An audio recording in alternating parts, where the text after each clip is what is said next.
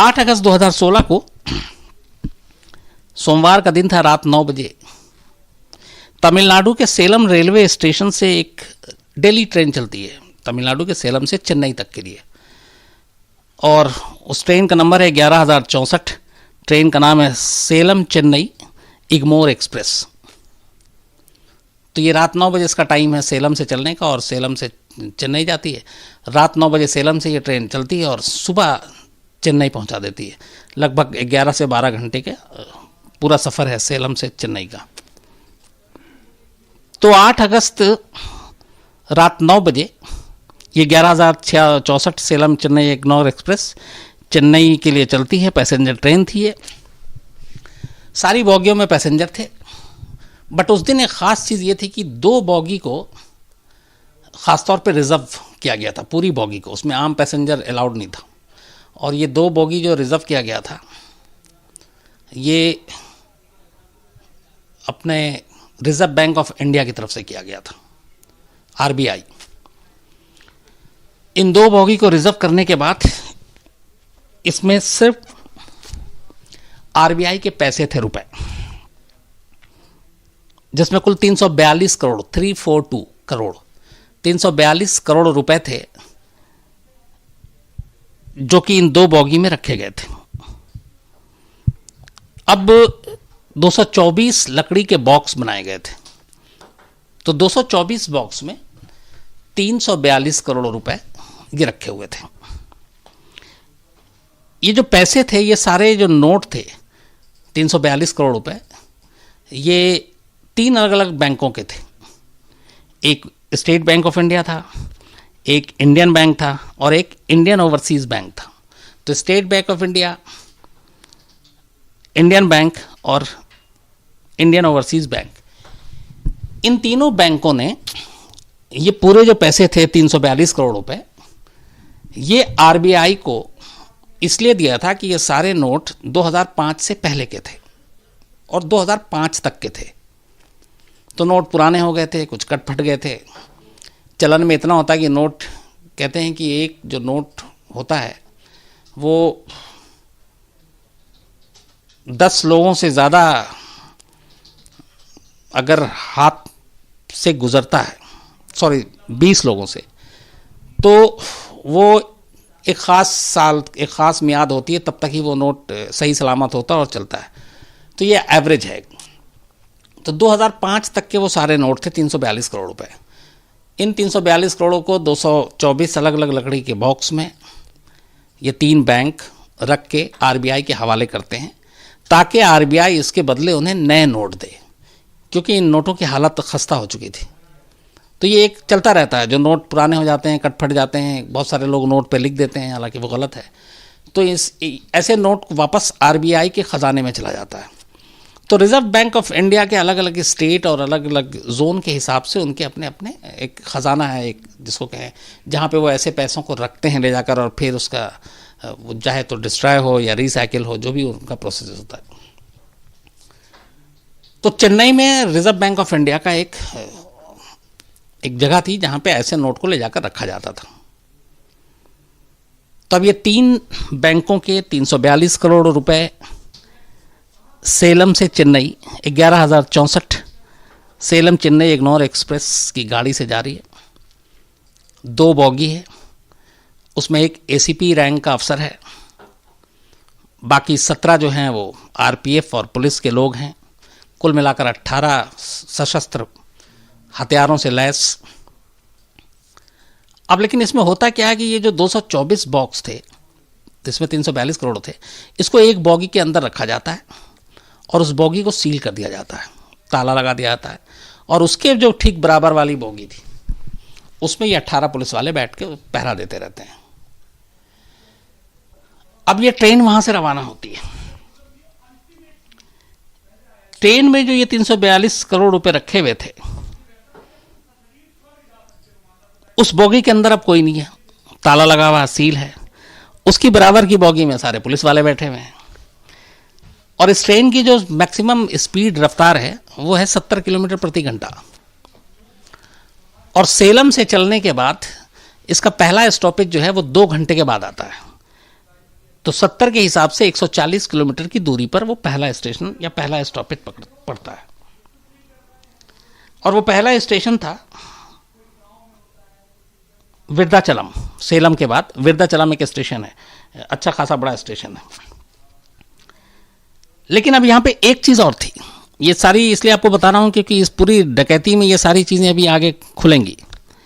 सेलम से जो विरुद्धाचलम तक ट्रेन चलती है 140 किलोमीटर का सफर जो तय करती है 2 घंटे में, ये पूरा रूट डीजल के इंजन से ट्रेन चलती है। वो इलेक्ट्रीफाइंग नहीं है, मतलब उसके ऊपर इलेक्ट्रिक की तार नहीं है जिससे इलेक्ट्रिक की इंजन चले। तो ये 2 घंटे का सफर डीजल के इंजन से तय होना है। और डीजल के इंजन को इलेक्ट्रिक की जरूरत नहीं, ऊपर कोई वायर नहीं है, तार है नहीं। लेकिन उसके बाद विरुद्धाचलम से फिर इलेक्ट्रीफाइंग रूट शुरू हो जाता है। वहां से फिर वो जो ट्रेन चलेगी तो वो इलेक्ट्रिक के वायर से चलेगी।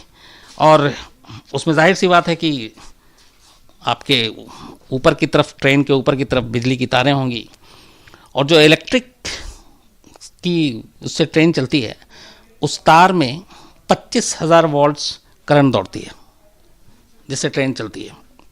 तो 25,000 वोल्ट का करंट उस इंजन को, इलेक्ट्रिक इंजन को चाहिए होता है, जिसकी वजह से वो ट्रेन चलती है। तो खैर ट्रेन चली 9 बजे सेलम से। रात ठीक 11 बजे ये ट्रेन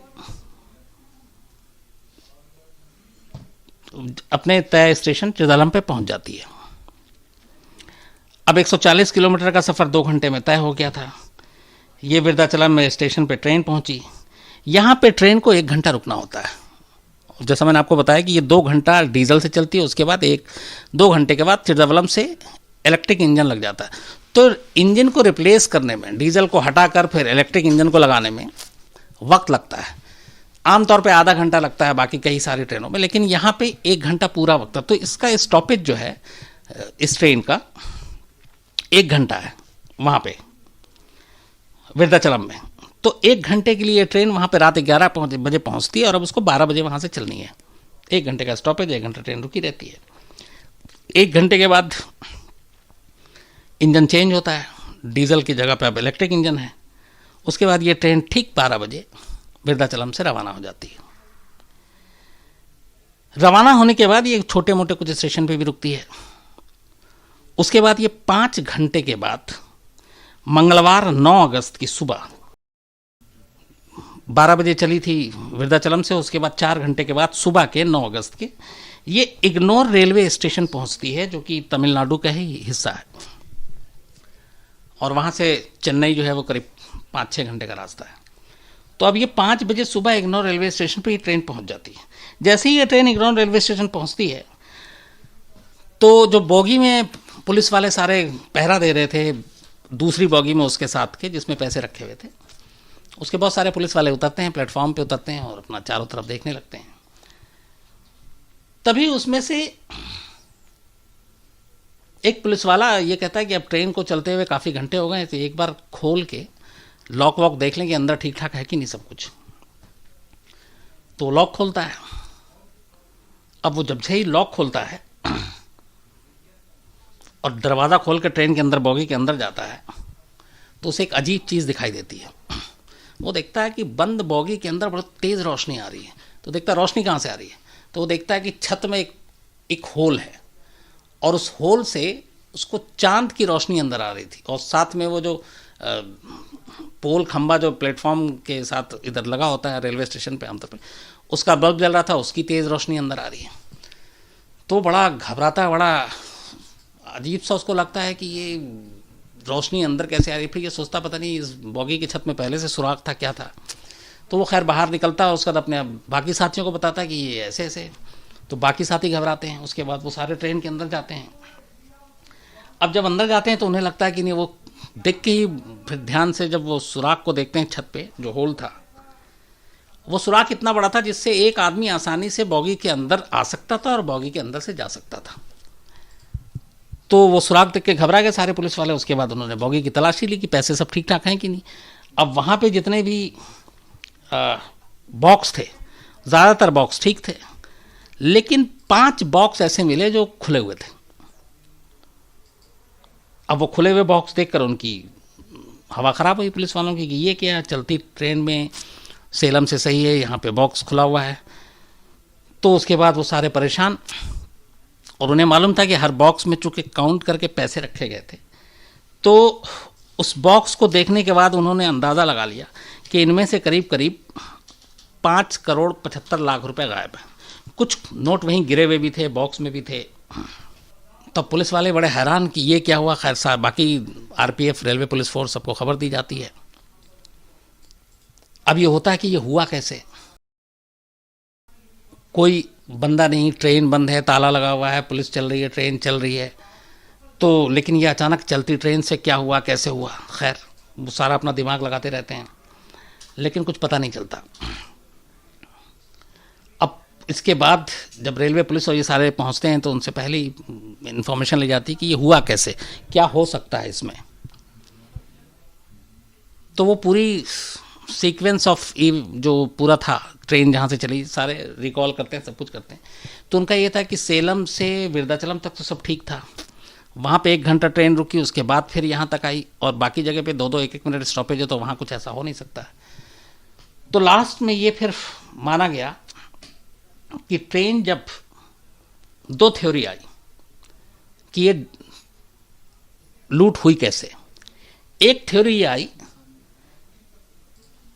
कि चूंकि सेलम से विरुद्धाचलम तक की दूरी 140 किलोमीटर थी, डीजल का इंजन था, तो सेलम से ही लुटेरे जो है वो ट्रेन में चढ़े और वो ट्रेन की छत पे चढ़ गए, और ट्रेन की छत पे चढ़ते चढ़ते उस बॉगी के ऊपर आए जिस बॉगी में अंदर पैसे रखे हुए थे, यानी उन्हें सब कुछ पता था। उसके बाद उन्होंने चलती ट्रेन से वेल्डिंग के जरिए सुराख किया। एक आदमी उसके नीचे उतरा, उसने उसमें से पैसे निकाले, ऊपर में उसका दूसरा तीसरा साथी होगा, उसने उन सबको निकाल के पैसे दिए, और इस पूरे कवायद में, होल करने में, वेल्डिंग, उसमें सारी चीज़ें में, पैसे निकालने में, चूँकि उनके पास मालूम था कि 2 घंटे का वक्त है, क्योंकि 2 घंटे के बाद ये ट्रेन जो है विरुद्धाचलम में रुक जाएगी और वहाँ से फिर इलेक्ट्रिक इंजन आएगा। तो इलेक्ट्रिक इंजन जब लग जाए उसके बाद आप छत पे नहीं चढ़ सकते, आप होल नहीं कर सकते, इसलिए कि 25,000 वोल्ट का करंट दौड़ रहा है। और आपने देखा होगा हमेशा कि जो इलेक्ट्रिक इंजन है, जो तारें होती हैं, वो ट्रेन की छत से उसकी दूरी बहुत ज़्यादा ऊपर नहीं होती, तो आप वो बहुत रिस्की है, सीधे करंट से आपके मरने का पूरा चांस होगा अगर आप एक इलेक्ट्रिक वायर के नीचे बॉगी के छत पे चढ़ते हैं। और ऐसे कई हादसे हुए हैं, कई बार जब भीड़ भाड़ में इन तरह की चीज़ें लोग चढ़ गए तो हादसा हुआ। तो ये हुआ कि ये रॉबरी तभी हुई जब तक ये डीजल की इंजन इसमें लगा हुआ था। पहली थ्योरी ये आई। तो मतलब ये कि सेलम से लेके विरुद्धाचलम तक 2 घंटे की दूरी में ये सारा काम हुआ और उन्होंने पूरी प्लानिंग के साथ ये लूट की।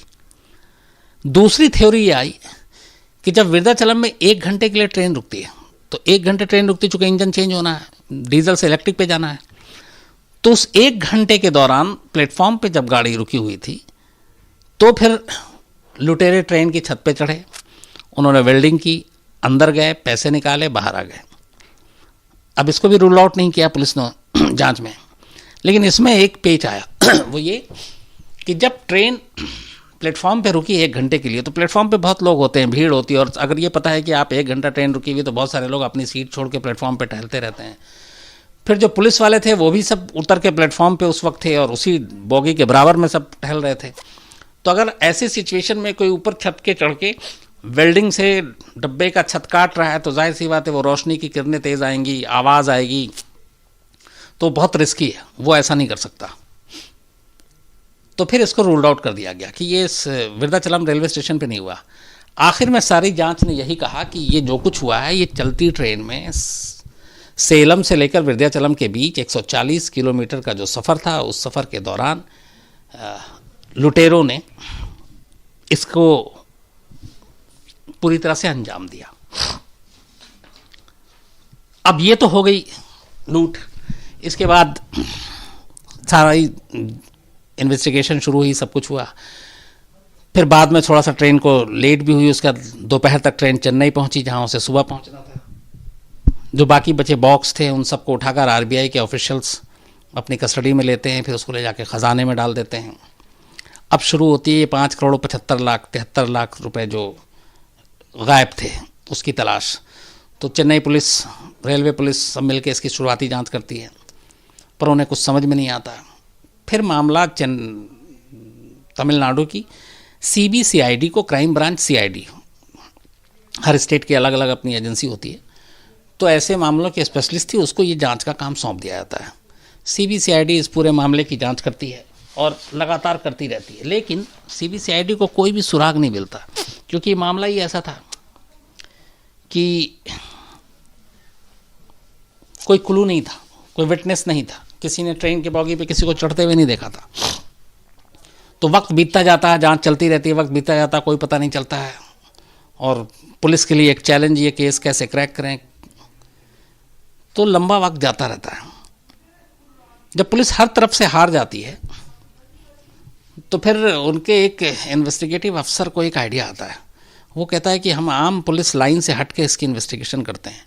तो पहला काम ये करता है कि कुछ IT एक्सपर्ट्स को पकड़ता है, और IT एक्सपर्ट से वो कहता है कि आप एक चीज़ बताओ, सेलम से 9 बजे ट्रेन चली और वृद्धाचलम में ये रात 11 बजे पहुंची, इन 2 घंटों के दौरान इस पूरी रूट पे कितने मोबाइल फ़ोन एक्टिव थे।